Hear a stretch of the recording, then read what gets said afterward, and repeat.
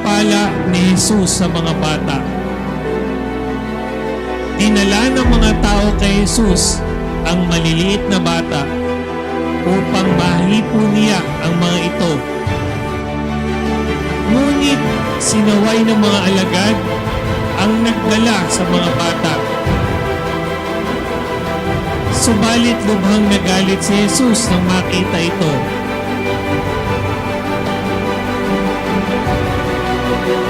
Sinabi niya sa mga alagad, "Pahintulutan ninyong lumapit sa akin ang mga bata at huwag silang hadlangan, sapagkat sa mga katulad nila nauukol ang paghahari ng Diyos."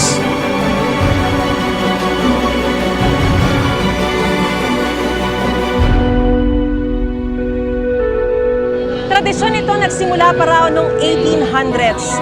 Sa pamamagitan daw ng prosesyong ito ay mas nasasariwa at naipararamdam sa mga tao ang sakripisyong ginawa ni Jesus para sa sanlibutan na tamang balikan at pagnilayan ngayong panahon ng Kwaresma.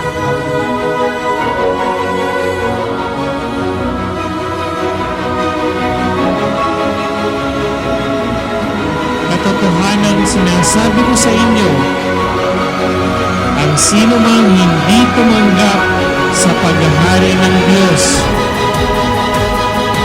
ng tulad sa isang maliit na bata ay hindi makapapasok rito sa anumang paraan.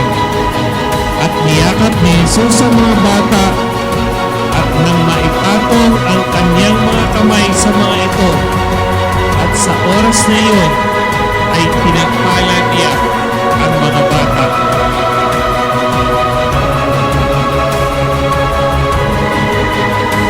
Maraming salamat po kina Ginoong Greg at Ginoong Ori Fernando, mga anak Jake, Jeff, Jessie at Jane at pamilya na nangangalaga sa tagpong ito.